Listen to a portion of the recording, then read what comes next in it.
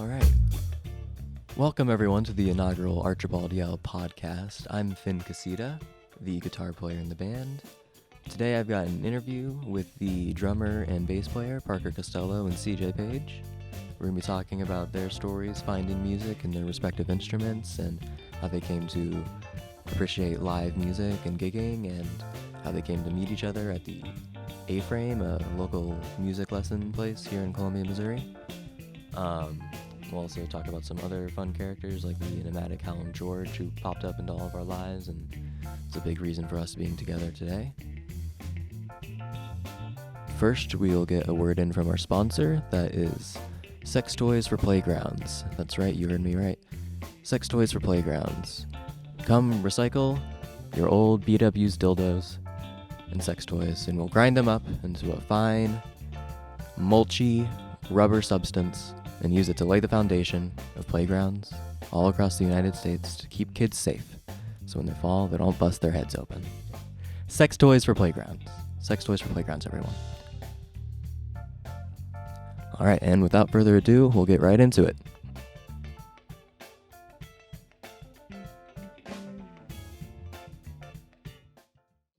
How old were you when you got your drum kit, Parker? Or was that the first thing you started playing? Yeah, I was 2. When my parents got me a drum set, little kid drum set, and I thought it was pretty cool. And I was playing around on it, and I got this like snare drum from somebody that somebody gave me from a garage sale or something, and it was like a full size snare drum and like a mini kit. So I had like a full size snare drum, and I was like just hitting shit. There's like a video of me just whacking stuff, like no rhythm, no nothing. When was it that you started to take it seriously? Like, did you start taking, did you take lessons before the A-Frame? Or Yeah, I think at one point I took lessons, I think when I was like probably 8 or something, really young, just some like little dinky music camp. And they just taught me how to go like, and I was like, oh snap, okay, that's a beat. Right. And then from there I was like, oh, I can, mess with it and do all these little different syncopations and stuff. And I just doing that just because you wanted to learn how to play. You thought you wanted to be in a band. I don't know. I was just digging at that point. I was really just feeling it and enjoying it with the drums. I wasn't really thinking about too much else. I just enjoyed playing the drums, and I did start to be like, I didn't really play along to tracks that much. I would just kind of fuck around. And then I think the first time, so I was just kind of messing around up to that point, and then I met somebody who played bass. I met Joe, because he was playing like a solo bass thing. He was playing a Green Day song for the 6th grade talent show, and I was like, dude, that was sick. And he was like, thanks, man. And he was like, don't you play drums? Because I started doing band in school too. Joe and the Crooked Fix. Yeah. Yeah. Okay. Shouts out. Yeah. So I was doing band in school. He's like, aren't you in percussion? Like, don't you play drums? I was like, hell yeah. He's like, we should start a band. And our mutual friend played guitar, and so we just like got together and like tried to do stuff. I think he actually really got me into like listening to my first like listening to music and really like taking ownership of it. Like he showed me the White Stripes. Mm-hmm. Yeah, man. He showed me Seven Nation Army, and that I was like, wow, this is the first time I've heard music and been like, this is like, it became like a part of myself. It wasn't just music that I heard. I was like, I really came into that. And so we tried to play Seven Nation Army and all this stuff, and the band kind of became nothing. But that was like the first time I thought about. I kind of started off playing White Stripes covers too. Like Seven Nation Army, I think was the first song I learned on guitar. Yeah. I started taking lessons in like the 6th grade, I think. Do you remember the Seven Nation Army music video? Oh yeah, man. Dude. The triangles. Yeah. I remember all their music videos, like the Lego video for Fell in Love with a Girl, the Hardest Button to Button video with the traveling drum kits. Yeah. That one's cool. Each one, yeah. That one made its way into a Simpsons episode, I remember. Oh wow. Dude, yeah, the White Stripes were a big deal back in the day. Super big deal, yeah. They were huge on me. Like I had 2 albums on this little shitty computer growing up. One was Revolver by the Beatles, and the other one was Elephant. So Elephant. So I guess that places me around like 2006, I think. There you go. Maybe. And I mean, it wasn't until later that I started getting into like the deeper White Stripe stuff. But Jack White was pretty much the reason I started learning how to play guitar. I feel you, bro. The reason I started learning how to play guitar is because I wanted girls to like me. Yeah. No, I remember this one time. But it was also Jack White. I remember this one time we took like a school trip to like this park, and one of my friends decided to bring his guitar and an amp, and like he's like set it up and started playing this gazebo, and all these people, like chicks included, were just like flocking to watch him, and I was like, he's not even that cool of a dude. Like, I know Joe. There's another guy named Joe. Yeah. Right? A different guy named Joe, and it's like he's a fucking nerd. But you know, the guitar was so cool. Playing this guitar, and it's so cool. Yeah. And so I remember that summer, I started taking lessons. My great grandmother was paying for them because she like, I don't know, man. My great grandmother's crazy. She was very charitable and would just give money to people whenever they like needed things like that. Wow. She wasn't like super loaded or rich or anything. She just had this weird like a massive money because like she never bought anything for herself. Well, when you're old too, you got yeah, especially man. Right now she's like got dementia or something, and like pretty much has lost her mind at this point. But she was a really big instigator in me starting playing. That's sick, dude. And so she got me lessons at this place called Blue Moon Music in Fayetteville, Arkansas. And the dude who taught me, his name was Bob, and I don't know, he was a good guitar teacher. He really cared about like making sure I understood the technical aspects underneath what was happening and like the theory, or at least tried to, right? Like I kind of would push that stuff aside and kind of ignore it sometimes because I was a 6th grader or something. I was like, what is all this? I heard about my grandpa. It was like went to Miami to play euphonium, and he was like a really like classical musician guy. And he tried to teach me piano when I was like 5 or 6, and I was just like, he was telling me all this stuff about scales, and I was like, something that you couldn't appreciate then, but something that I'm really glad that you taught me now. Foundation. Yeah. So you started taking lessons and took lessons with him for probably a year and a half, 2 years or something. When did you think about joining a band? Before I started playing guitar, when I was like a 5-year-old, I remember I wanted to start a band called the Rockin' Stars. Ooh. The Rockin' Stars. The Rockin' Stars, yeah. Dang, man. We would have been really good too. Dude, it's hard. Yeah, we would have been the best band on the planet. We could still do that. We could. Literally do a spin-off. World tour. I have actually thought about doing a spin-off. Like, you could do a concept album where we're the Rockin' Stars, you know, and it's all like 5-year-old rock. What a 5-year-old thinks rock music should be. I think that would be tight. That would be tight. That's interesting. So I've always wanted to be in a band. First one I actually formed was for a school talent show in the 8th grade at like my junior high school because I went to a junior high school, which was weird in its own thing. Like being a freshman, but being like the top dog at your school was really strange. Yeah. You know? Yeah, we had that at one point. Oh yeah. It's weird, right? Yeah. But so. And we played, at that talent show, we played Where's My Mind by the Pixies. Oh, yeah. And Dead Leaves in the Dirty Ground by the White Stripes. Dude, that song is... I still play that song every time I pick up a guitar. It's a badass song, right? Like, it's just an easy but super badass riff. And the intro is so sick. Oh, yeah, man. And so we played that song second. And people were, like, kind of stoked by Where's My Mind. But, like, I went into that riff and I put on, like, crazy distortion that I had because I had, like, some pedals and everything. And people were like, what the fuck? Like, these, like, you know, 8th graders who hadn't ever been to, like, a show or anything. I don't know. I remember people thought it was kind of cool. And so that was a big, like, oh, I can, like, really impress people. Entertaining people. Yeah, I can entertain people. Yeah. And then after that, I joined drama classes. I started taking drama classes, and I did those for most of high school. And that added a lot to my, like, ability. Performance? Yeah, ability to be on a stage and, like, eagerness to do it. I like, super comfortable on a stage. I don't really get very nervous or anything. And if I do, it's more like excitement than it is like nerves. That's a big part of it. I mean, the nervousness takes away from so much, but if you're used to that from a young age, I mean, like Michael Jackson was used to it when he was like 5. Yeah, dude. He was already a star, you know? Bred for it, exactly. Paved the way for it. Exactly. That's what happens when your dad beats the fuck out of you to be good on stage.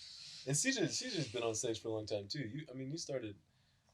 That's a whole band. That's a whole band. CJ showed me this video of him playing with some dudes, just tearing it up, and he was like looking at the drummer like, all right, You know, like he's really young and he's Oh, bro, already just I like. think I saw some of that. Like you put, maybe Yeah. you put it on. That like, was your like story or freshman something. year of high school. Like, Yeah, Yeah, but it looked like you were playing with some adults. but you were already really comfortable. With Oh it. yeah. But that just comes with like anything, like doing it consistently. Like those guys were like this, but like I mean that was the crew. Like that's a whole bag. Like that's a whole thing. Like when I moved to where I did, like they kind of like took me in through jazz band and all that. And like at the time, I was really just doing trombone stuff, and so like when the bass came into play, that's when it was more like let's. Wait, so where did you start? What was your first instrument? The very beginning, or Yeah, like at the beginning, because me and Parker have both gone from our, Mm. we've gone, we're gonna like I guess we're kind of like taking Origins. turns, Yeah, right? yeah. Origins, yeah. So like next we'll get into Parker's intermediate story. word. So we'll So get like, your origin story first. so like Next. I would say, like music has always been kind of like my parents, they were always in the music industry loosely, like they were a part of it. So like they were very hands-on prior to the internet boom, like mid 90s to like probably like 2008 crash era, like that was their thing, like it was a hustle. And so like even before I picked up an instrument, I was always around music. Like there was always music in the house. We'd go to concerts, like local legends in Kansas City like Bob Walk and Horse and like the Rainmakers. Like I've been going to that since I can vaguely remember, like Word. 3 or 4 years old. Yeah. Like, and so like we kind of did that for a few years, and then in 4th grade I kind of wanted to start getting into it. And like I remember at Stanley Elementary in Overland Park, they did like a display of the instruments you could do in band. And originally I wanted to play trumpet because I wanted to annoy the shit out of my sister and like family and just like blow all the time. And so we had auditions, and like That's a great reason to want to play. I tried trumpet. Mouthpiece was too small. I wanted to play sax because I thought that shit was cool. Like, Yeah. would get me girls, and dude, like. saxophone is so cool. But like I couldn't make a noise on the clarinet at all. Like the reed just wouldn't work. And then they gave me a trombone, and immediately I was like, "Bwah, bwah," and I was like, yo, we're on to something. And so like I started taking lessons at I did not know that. was it Schwinn Music? No, it wasn't Meyer Music. It was something music, like a half mile away from my house in Overland Park.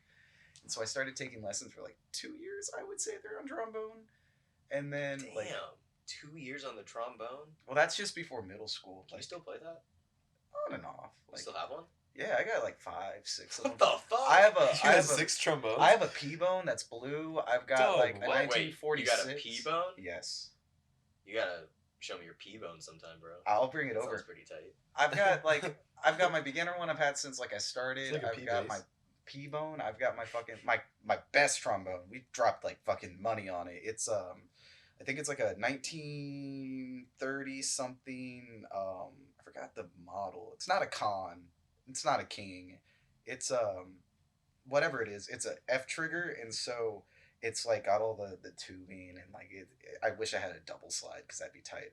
But the bell on it, it has like a higher percentage of copper, which rounds out the tone, and so like it's like 2-tone. Shit, dude. Maybe we want Super you hard. to get some horn stuff on these recordings. I didn't know about that. I'll bring it out. It's still in Moberly. I can probably go get it this week. That'd be crazy. You Word. set down your bass and just start playing trombone. That'd be Yeah. wild. That would be cool. But like I did that, and then like I remember vividly the first time I was like, I want to do music and I want to like be in a band.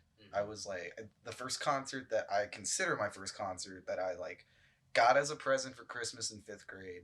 We went and saw Kiss on the Alive Oh. 35 show at the Sprint Center. What? And I was Not what fucking I was gonna guess. I was obsessed with that shit, bro. Like the Ace Frehley, like shit tuned out the guitar. Like my uncle was a huge influence on my music. Like when I was growing up, like That's so funny. classic rock, AC/DC, like a little bit of Leonard Skinner and Pink Floyd, but just a lot like Black Sabbath. Like Dude. my uncle was cool as Okay, shit in okay, high word. school. So Hell like yeah. his shit that he listened to, he passed on. Like Wow. like Pantera, Damage Plan, Tesla, like.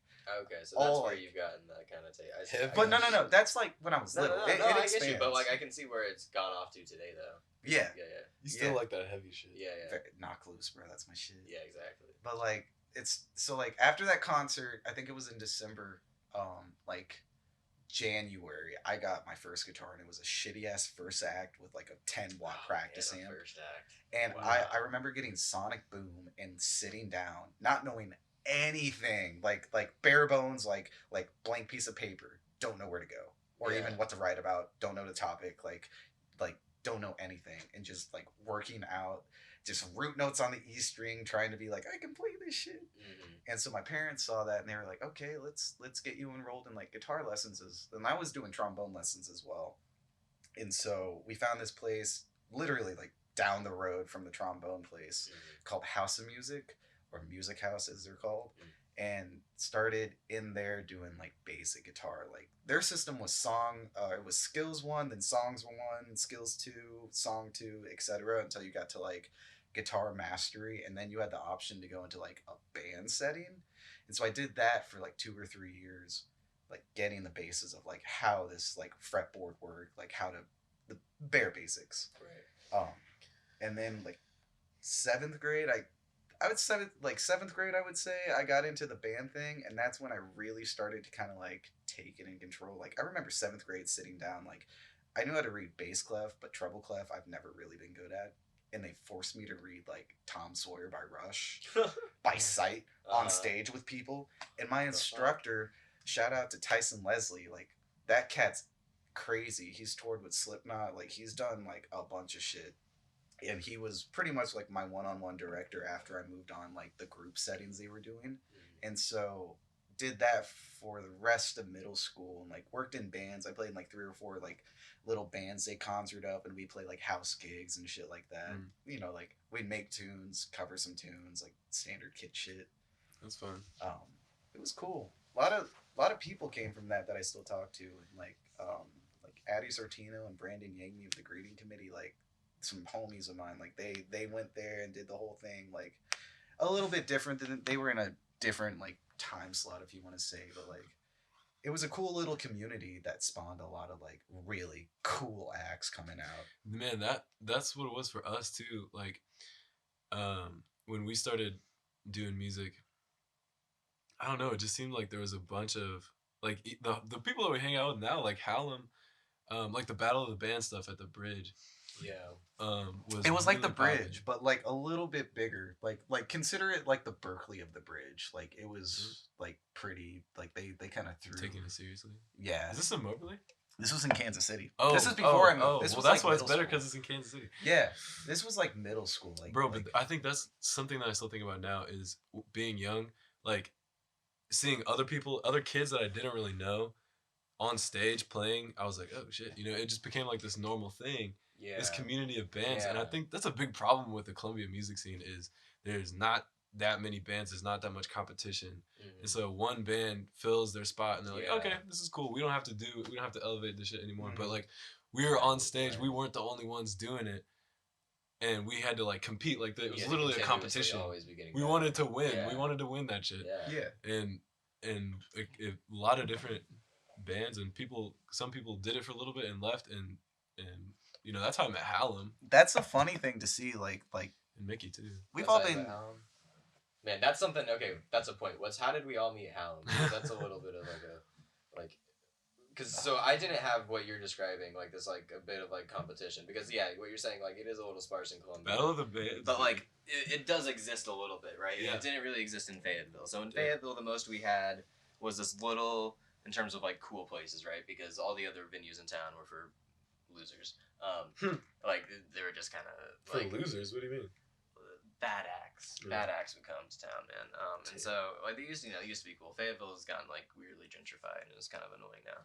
But there was this cool like DIY venue called Backspace, and they would have really sweet punk bands come into town, and that for a long time that was the only exposure that I really had to like a circulating run of bands like locally. I went to a lot of concerts with my parents. Like my first show was Hall & Oates when I was like a super young kid. Did you guys travel to go to those? Yeah, we traveled to go to a bunch of shows. And then also being in Fayetteville, Arkansas, Bentonville is right next to us, and that is like that's like Walmart country. And every year the Walmart would have their shareholders meeting, and they would have like concerts for people. So through those shareholder concerts alone, like for free, by getting like extra tickets, I've seen Foreigner, Aerosmith, Bob Seger, Elton John. Shout out Walmart. Solid, shout out to fucking Walmart. Not what I expected to be fucking saying right now. And is it sponsoring? yeah, right. Can we get a sponsor for that shit? And then but outside of that, like I've seen like big names. Like I've seen Stevie Wonder. I've seen Elton John. I said Elton John. Paul McCartney. Other things like I've seen Arcade Fire quite a few times. I've got a list, man. Duran Duran, The Cure. Like I've been to 20 Fish shows. Seen Joe Russo's Almost Dead like 5 times. That's really sick, man. A lot more. Like I said, I have a list. I should have grabbed the list. Nothing like seeing it live, seeing it go down, man. Mm-hmm. Yeah. And so those were a big inspiration. I remember the show that really got me wanting to go was after I moved here. So after I moved here was when I started to really get that experience of like a community of bands, right? And it was because I met Hallam. Dude, it's the same community I'm talking about. Exactly, it's the same community. So I met Hallam, and we've started a band together. That was like the first Hallelujah chorus, which exists in some iterations now. And then that band eventually became the first iteration of Archibald Yell, which exists now with you guys. I saw you guys play at Stevens Lake. Yeah, the Stevens Lake show. That Stevens Lake show was cool. Yeah. Didn't you guys do a Catfish Katie show? Like we played at Catfish Katie's. We played Battle of the Bands at Rose. We did another was that other like things. That was after the Blue Hearts Club era, right? Yeah, that was after all that. That was after Hallam had done that stuff. Dude, that was crazy to see them doing that because I didn't know any of those guys. I knew who Bradley was from Tyler, but I didn't know. I knew who Luca was from elementary school. Mm-hmm. Random things, but like they came together randomly and they're like, oh my god, these kids are good. Like how? Oh, dude, I remember moving here and seeing them nowhere, bro. Like, came I out don't know of if they nowhere. Maybe they were like the last. It was like one of the last like shows where they were called like the Blue Hearts Club, or maybe it was like one of the first things before they had named themselves Blackwater or something. It was like in that limbo stage that I saw them for the first time. I was like, yeah, this is really kick ass. So Blackwater is an especially for high extension school of that. playing. Yeah. Oh, I didn't know that. Well, Blue Hearts Club was like pretty much the same people. But Luca, Seth, Eli, Wolf, and Hallam. Yeah, and then I kind of moved here and kind of stole Hallam away a little bit. Yeah. I mean, not totally, but he had broken up with him before that. He was frustrated with him. Yeah, but like I definitely like stepped in and like. I love the stories of hearing Hallam just like trying to wake him up at 7 a.m. for rehearsal and yeah, dude, and stories like that would inspire me, man. Like Hallam would do that to Bradley back in high school. I've done that to Bradley fucking 2 months ago. So it all comes back around. So so I moved here and I got that experience, and then within that same couple months in 2016, Lou Fest in St. Louis happened, and the headlining band was LCD Sound System, who I loved.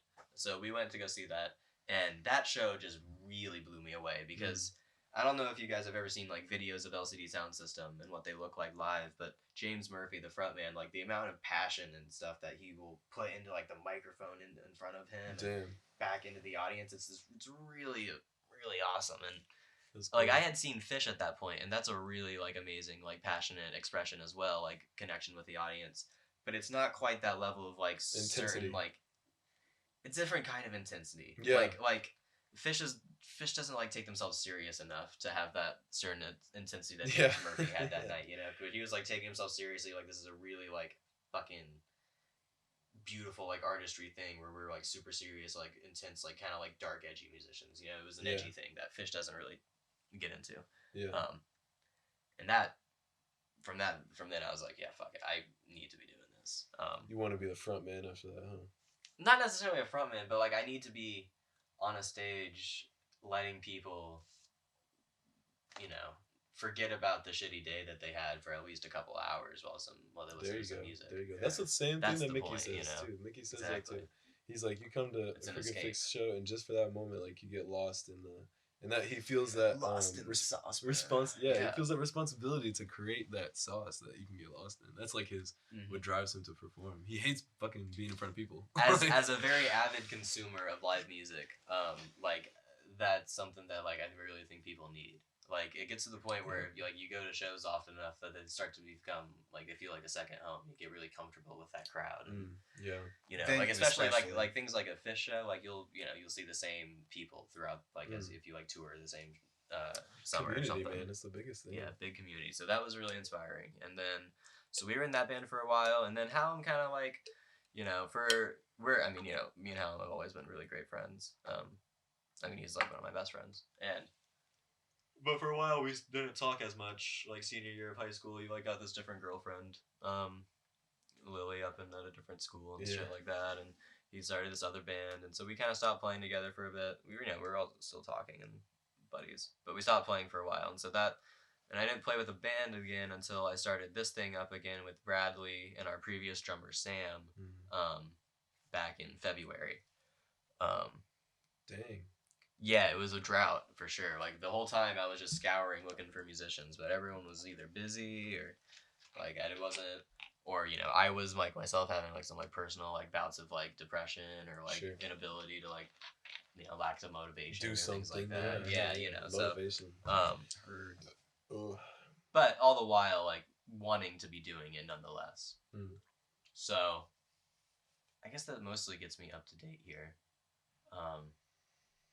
There was a night at that Backspace in Fayetteville that was a really big moment for me too, where like this one band didn't show up, so my drummer friend Vincent and I just like sat in with another band's drum kit and guitar, and we just like improvised like drop D tuning like metal sludge for like an hour and a half. Oh my god! With this other guy that we met that played the bass, and different people from the audience would come up and just like scream shit into the microphone. Like it was this really cool like collaborative thing where it's like anyone that was like feeling like angst or whatever, like just come up there and scream, scream about their fucking the shitty people that they had to serve at lunch that day or something. That was an awesome night, and so that was right before I moved here, and so that was.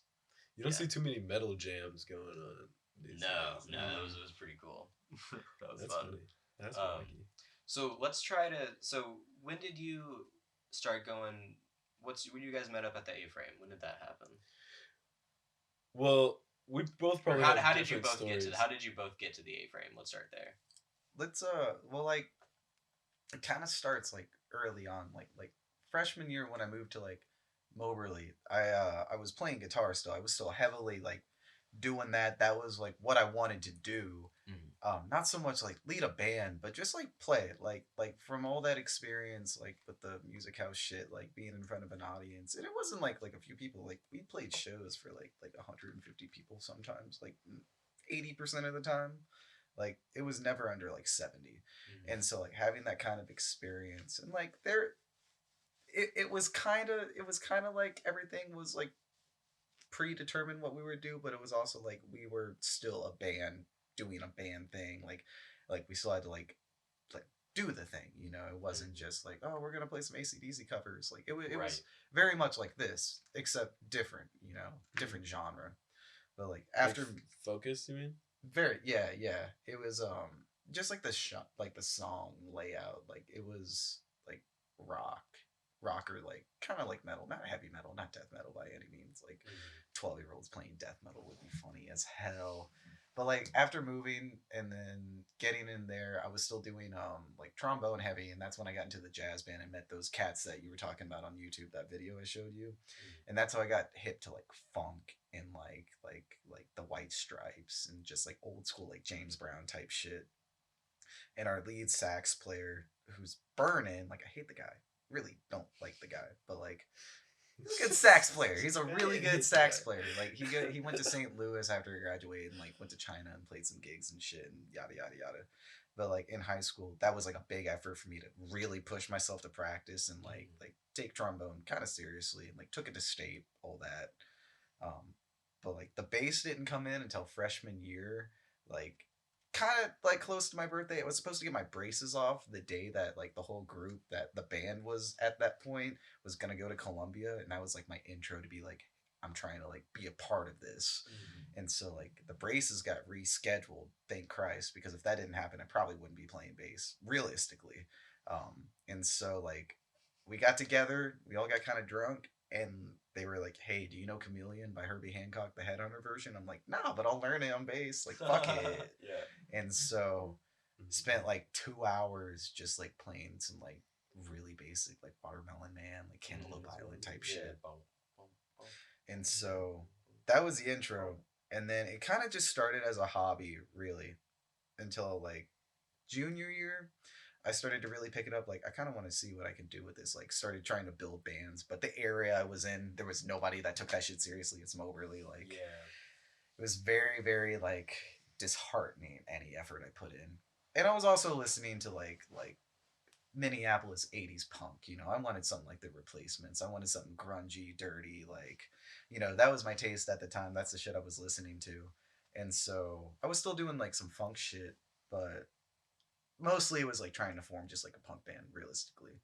Um, and then the house that we were living in, we moved down the street to another one, and my sister went out to talk to like the neighbors' kids, and that guy, his name is Scott Dunwoody. He was a bass player, and so he was like, "Hey, do you want to take some like slight lessons, like just get to know like the instrument, like get you some tunes?" And so I went over there a few times, like jammed with him, like ate some pizza and shit, just like kind of just got the thing from this guy because he was gigging all around the local area and like bar bands. Dude, so like a mentor, like a peer mentor. A little bit, dude. Not like I like had very serious or similar- anything, but just kind of like, hey, do you want to like learn about bass and like hang out? Like, Yeah.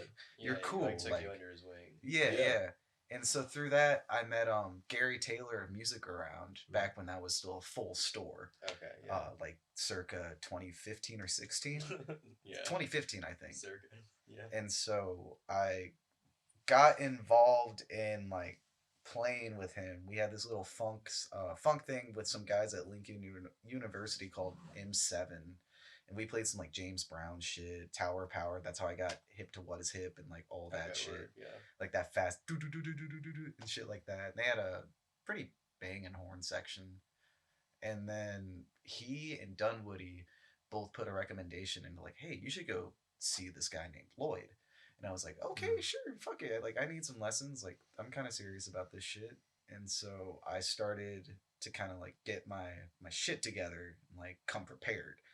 And I remember it was like February 7th, Mickey and Chickawa at the time, which had the lead singer who was Ina Cook, which I was later in a band with, which is kind of funny because at that concert, I remember talking to her with my mom. Like, it was before Mickey was going to Berkeley. I wish I could have seen them. I never saw them play. Oh, dude, they were so tight. But like, Mickey was going to Berkeley, and Jerez. the bass player was like leaving in the group, and so casually I was like, hey, if you need one, hit me up. And I met Lloyd at that show. And the next week I started to get in lessons and went to the A-frame. And then like a year later I met Ina for real and started a band with her, which led down another road. But literally it was like it all started with my sister going to the neighbor's house, finding out it was Scott Dunwoody because like they like the daughters wanted to hang out. Yeah. And so like if it wasn't for my little sister, I probably wouldn't have known Lloyd realistically. Wow. Okay. But yeah, that's how I got involved. And then like that was like junior year, give or take. And as soon as my band director heard that I was with Lloyd, fucking like blacklisted me from everything. Like really hated me. Like I was the the band directors dislike Lloyd. That's very for much. Sure. They all Really? do. Yeah. I didn't know that. Yeah. Even like Matthews at Rockbridge. Oh, I like think he really disliked him.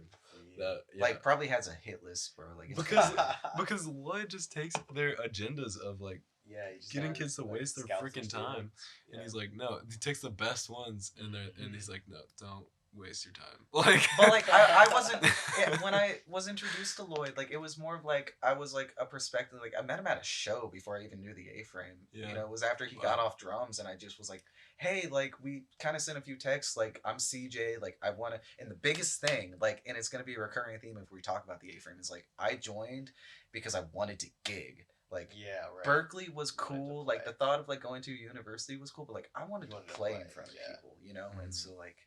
After like the first lesson and coming in and playing What Is Hip like on a 4-string, this is way before the 5-string. Like that was your like little Lloyd audition. That was like wow. He was like, so what do you know? I was like, I listen to like like Chili Pepper shit like that. He's like, and I'm like, but I also listen to Tower Power. He's like, what do you know? I was like, That got He was like, what the fuck are you doing in Moberly, bro? Like, probably love that. Dude, he was at first, and so like at first.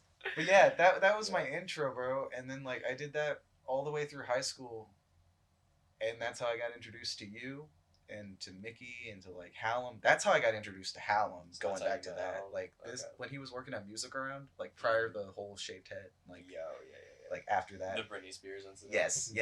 After that, like I worked with him for a little bit, and then like I don't even think he was doing Crooked Fix at that point, or if he was, it was kind of like just like spitballing ideas.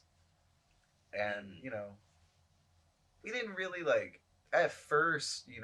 I was in some personal shit with the A-frame and like getting my shit together, so I wasn't like the most personal person in the world. Sure. But like the first time we kind of like talked, it was hit or miss. Like I just like he was such a character. I didn't know like what to like do. Yeah. Like when did you start living there? July of 2017.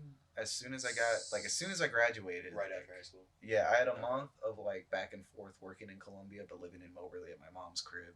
Okay. And so like as soon as I moved over there, it was like, I mean, I lived there. I was in it all the time. Anything that happened in there, I was downstairs. Like That's around when I met you. Was when you lived there. yeah. Oh, okay, that's around. So let's rewind and go back in time to when Parker got into the A-frame. I got into A-frame through Connor, and I've been meaning to say Connor, the Connor's drummer. Yeah, Connor Kessler, because Horrifics, he was okay. like my peer mentor, because I knew him through band. Like I kind of trashed on school band there, but I mean, that's a great community right there, and Yeah. there's people there who are like great musicians. And Connor's older than me; he's 2 years older than me, and he's a damn fucking good drummer. I remember when he played trombone, bro. I remember. Yeah, he that did shit. play trombone. That too. shit was hard. He was good.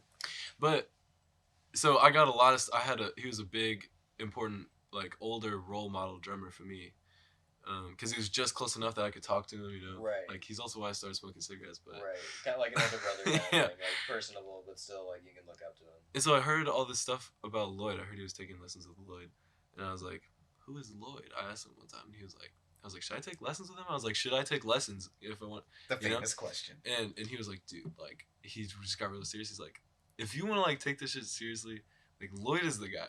Like there's no better guy in Columbia than Lloyd." And I was like, "Okay, so I probably should." And so Connor, I think, put in a recommendation for me, and I think it, just exchanged numbers and started. I think I just started going over there for lessons every week, every other week. I can't remember. I think it was every week, once a week, and that once a week time. It was like so crazy because at that point I wanted to fucking be in the Major League Baseball, bro. That's where I was at in life. I was like, I want to play baseball professionally, and because I always knew I wanted. College on a baseball scholarship. I know. So like, are these like some scenes out of Whiplash? Gets No, there. Gets it- there. Sort of. No, it wasn't that intense. It was like a Okay. way more nurturing thing. Okay. So I got cut from the baseball team 2 years in a row. I was like, I can't do CJ baseball. just made a face at your nurturing comment. Well, at first, Yeah, I think he had a different experience. Well, this was later on. If we're We'll get to talking, that. if we're talking like just getting into the A-frame like year one type shit, then yeah, like it was pretty lax. Okay. You can't beat the fuck out of a kid as soon as you start taking God. lessons. Like that's how you get the cops Dude, called. I mean, yeah, because like the way Emotionally, Lloyd deals with maybe not so kids, much bro, physically. he finds people who are like lost and really extremely talented, and he's like, okay, like, and whose heads are just freaking spinning off their shoulders with bullshit, like, His and they whole don't thing even is, know like- yet. They're just kids who have no other reference for what they're supposed to do. Yeah, but like once they realize like, yo, this is like some real shit, he starts pressing like, well, how hard do you want it? Like, how much do you want it? And then it maybe gets a little like Whiplash, but Yes. but those every week for a long time, it was just like. it was Every guidance. week, It every was week, just, I'm like, getting clarity. so much better. Every week, I'm learning things that I had never learned before, and it's like it's a breath of fresh air. Because it was more than, I think, taking lessons with Lloyd as a drummer, because he's a drummer, was great. I learned a lot of technical drumming stuff. Yeah. But the reason he teaches all instruments, shit that he doesn't really play, Yeah. is because he just knows how to guide people in a way that helps them be the best that they can be, and gives them like this validation that they're not gonna get anywhere else. And he's like and he also tells you what you're doing wrong, really straight up. He's like, he gets you to stop being a shithead. He really destroys your ego, bro. Yeah. That's his thing. But at the like- same time, he builds you up. Like it's really interesting, and no one else ever did that. And so every week it's like a buildup of bullshit, and worried about school, and worried about fucking, not getting my your parents- ass chewed at a Lloyd he lesson. separates you from your parents, because your parents and your school makes you feel like you're just like fucking up. And then you go to Lloyd's and he's like, man, shit's crazy. People are crazy, aren't they? And you're just like, yes, like, oh my God, this is what I needed to hear every time. That's deep. And it's not like he pits you against the authority figures in your life. He's like, you need to take care of your shit. You need to go to school. You need to respect your parents. But they're all fucking wrong. about what they're trying to get you to do. You know, like you know, and it wasn't until I started going there for a while that I started to believe in myself that and understand that music could be a career. Yeah. I was like, it's just this thing that I do for fun. But then I was like, damn, you know, he did it professionally for a long time. A lot of people do. It's possible. I could be a drummer. I could just be a sick ass drummer. And you know, for a long time it was a really, really important thing. And I kind of maxed it out, and he takes in all aspects like of what you do. He doesn't try to force you to be anything. He just like makes you the best thing that you are. He finds what works and then just like nurtures that. Yeah, so like he found out I was making beats, and he's like, dang, man, these beats are good. Dude, I remember when He you hooked showed me me up that with- shit broke. Yeah. I was like, that shit is hard, bro. Dude, yeah. I was like, yo, he's what? like, this is tight, and he's like, play me your beats, and he starts hooking me up with people to work with and other producers. And he found out, like, he knew I was into mixing and like engineering, and he got me to mix this girls. He puts everything together. Like, he's like, okay, so I got this kid who's like a little mixing whiz, and I'm gonna teach him how to mix like a Blue Note jazz record with this singer that's amazing, and she needs to record a record. So he's like, he puts it all together, and that's what he sort of did with our band, where he's like, Which band? so with Sifa. Oh, Sifa. Okay, so yeah, that's what I was gonna say. So I met Sifa independently from Lloyd. Lloyd takes credit from that, but I met Sifa and I started like making beats for her. And Sifa was taking lessons with Lloyd too. Okay. But then he put together this. He was like, "Oh, Sifa and Parker are working together, really? Like they're recording this music, like." And then he was just like, "Oh," and he was like, "CJ on the bass," like grabbed us by our collars of our shirts, and was like, Really? "Let's go!" And he just like steps back. He grabbed Lauren. Actually, he grabbed Jenna at first. Oh my god, yes, dude. And then Jenna didn't want to fucking do it, and so he grabbed Lauren, Oh, that and he shit was just so puts fun. us all in a room, and he just like steps back, and he's like, just like kind of Let it happen. Like he literally. So just, how like- does Hallam join Sifa?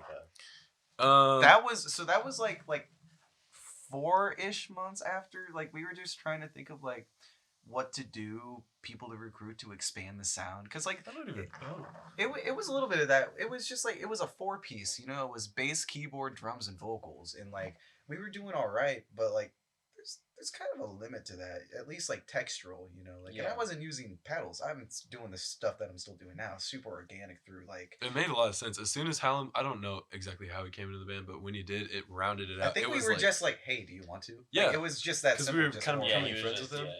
Yeah, your homie is like, hey, bro. Yeah, But he came over for a practice and just kind of like. the I unit. got you. Like he Okay. made that perfect. Like it was like Dude, all of a sudden when he so joined, good. we were all unanimously just like, this is what we need to do. This is it. We got it.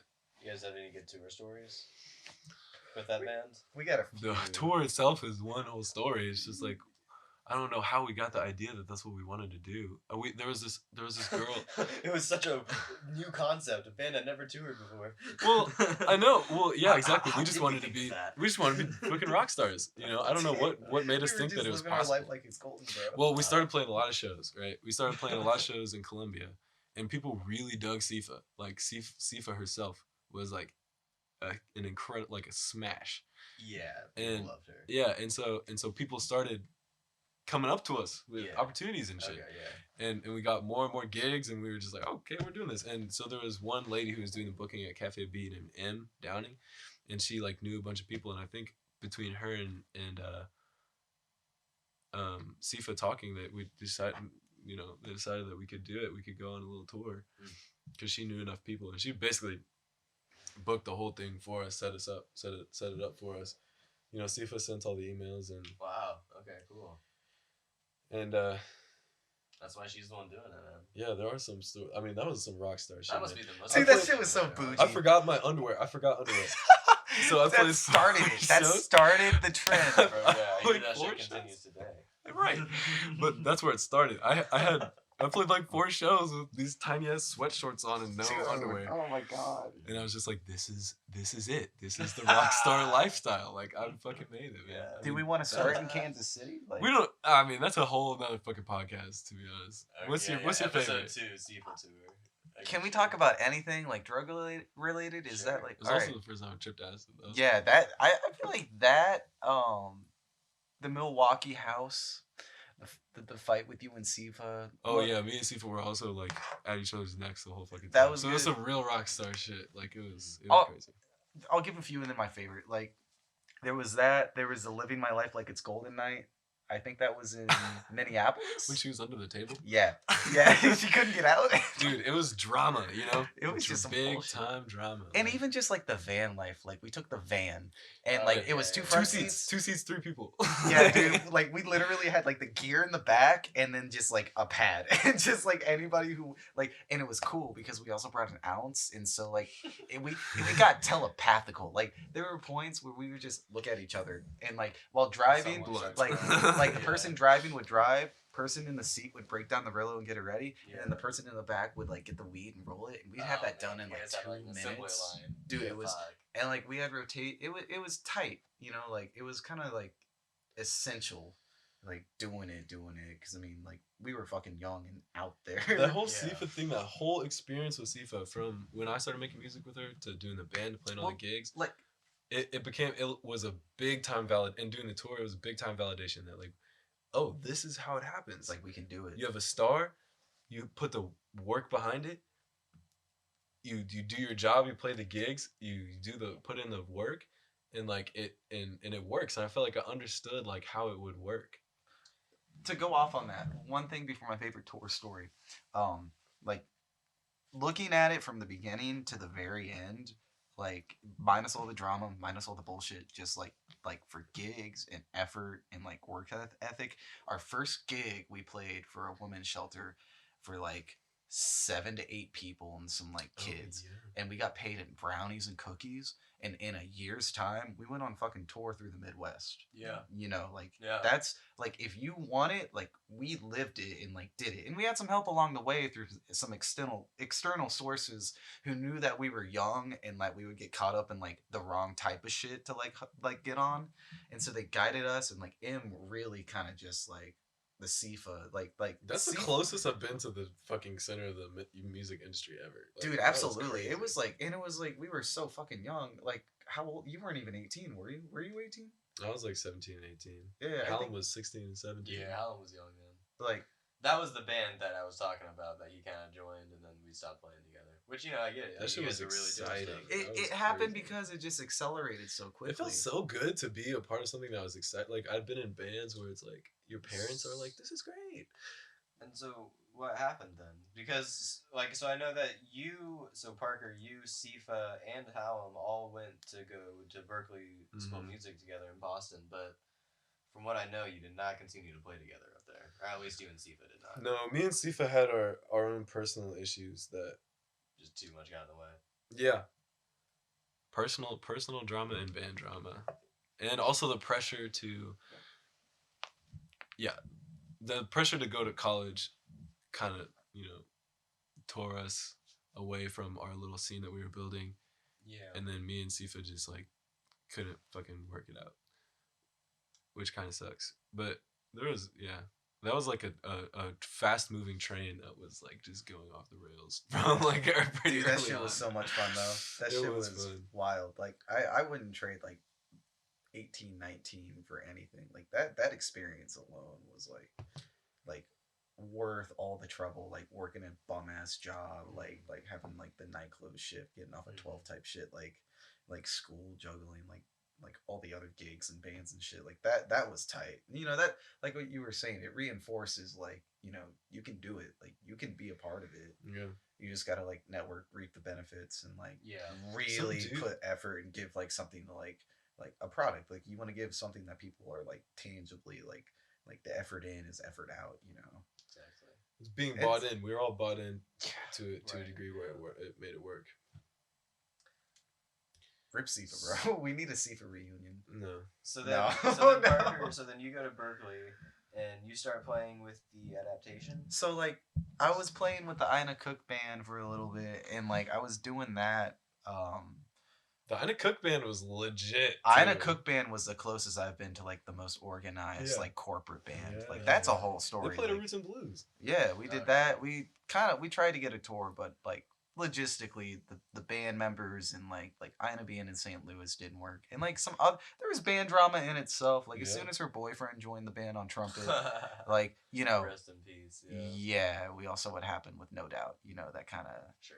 Yeah. roles reversed. But yeah, pretty much like what happened with that is like mid to like I think August 2018, I was really starting to play with the adaptation, like sitting in, like getting with them. And we had a gig with the Hallelujah Chorus, I think on the same night I was supposed to play the Blue Note with them. Oh, okay, it's word. Which version of the Hallelujah chorus is that? That's Hallam playing with who at that point? That was me, you, Hallam, Mickey, and somebody else. The you being We were supposed Parker. to play Cafe Berlin. We might have played that show. I think or Rose. It might have been Rose. It was a show that we played that So I had you, a Parker and okay, yeah, it gotcha. was that group, but it was a show that I was supposed to play the same night. The Ina Cook band had like a blues fest, and I told her like I can make it. The set times are early enough that I can like be from one show at the other down the street in like a minute and a half. Like I can swing it. And she was like, "Nope, we got it covered." And I got replaced, and she never responded to any of my calls or texts That's ridiculous. ever, That sucks. even to this day. It Wow. really, and that dissolved the band. Like Yeah. that really just like. That's another big lesson, man. Just learn how to freaking roll with the bullshit. But I was like, you got to think about it. The median age in that band was like 36. I joined that band when I was 16.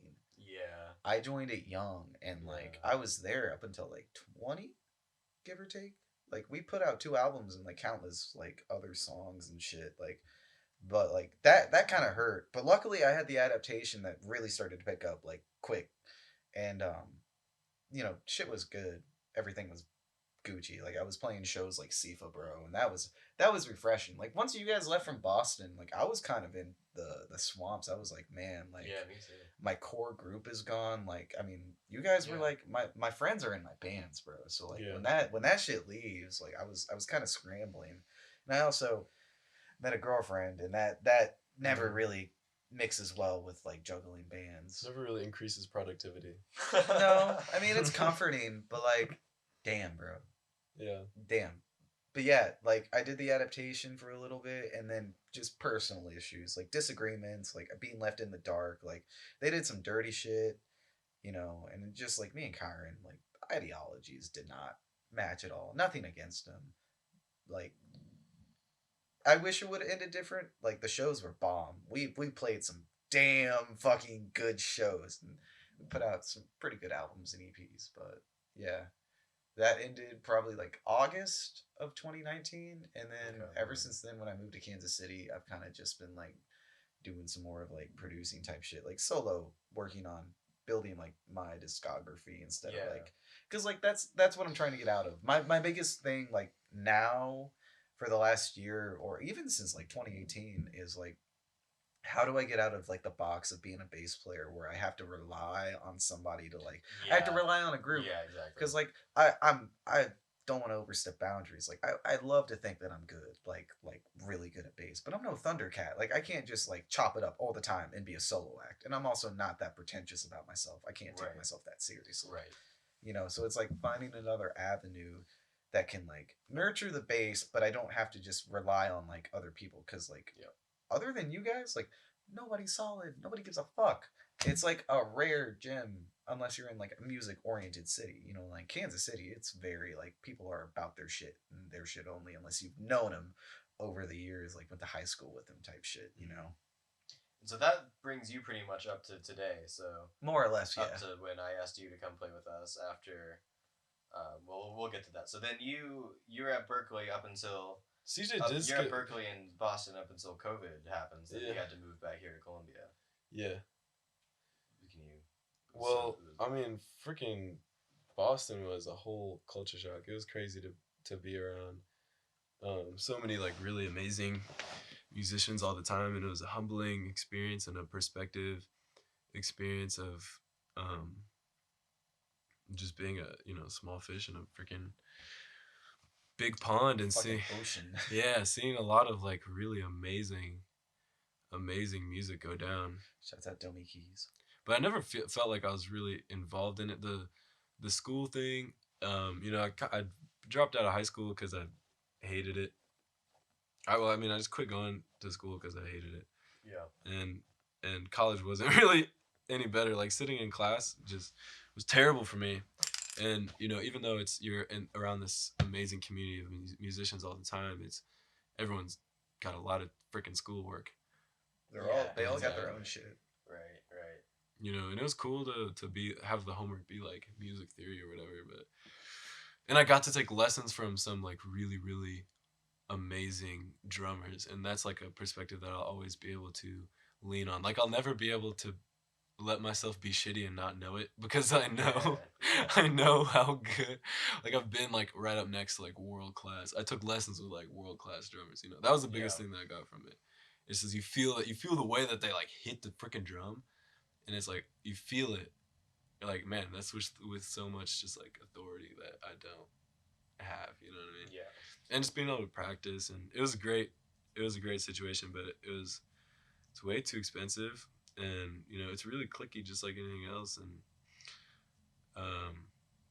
personally, I don't think I was really in a place where I was ready for that, and I just wanted to lean on my friends. I wanted to come back to what I was freaking comfortable with, and for better or worse, that's what I ended up doing. And COVID too. I mean, kind of.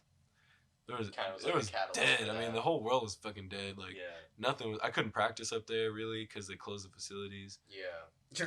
Your neighbors got mad, or your flatmates. Yeah. Yeah, like the benefits of being there. And I was by myself, all the time.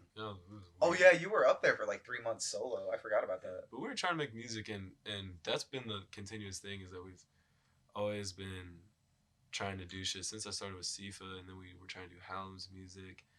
And then, like, I got really tight with Mickey when we were up there, and we're always just talking shit about something going on.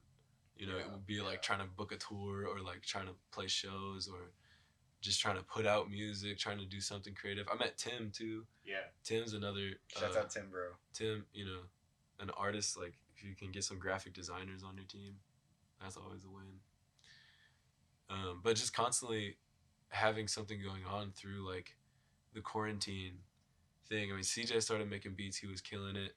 He was sending me beats, and I was just like trying to rap on it. Hunting Season was dope. I still play that to this day. And our group always builds off each other, and we always encourage and borrow from each other. Like, I don't want to take credit for our group now encouraging CJ to make beats. But no, it was a big. I should have I think I did. on some other shit. I was wanting to do that 2 years ago. I just didn't know what the fuck I was doing in my life, or just like with music.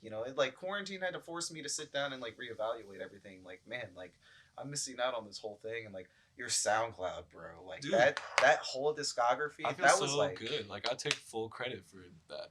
No, absolutely. Like, and it's nice to have you like pretty much like surpass me. No.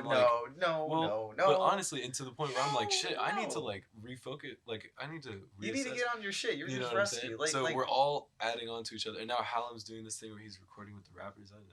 Yeah, we've all got. Yeah, I really love the community. It all feeds off each other. Like, so that pretty much brings us up to. So this band Archibald Yell originally started with our friend Bradley that we were talking about earlier, who plays the piano.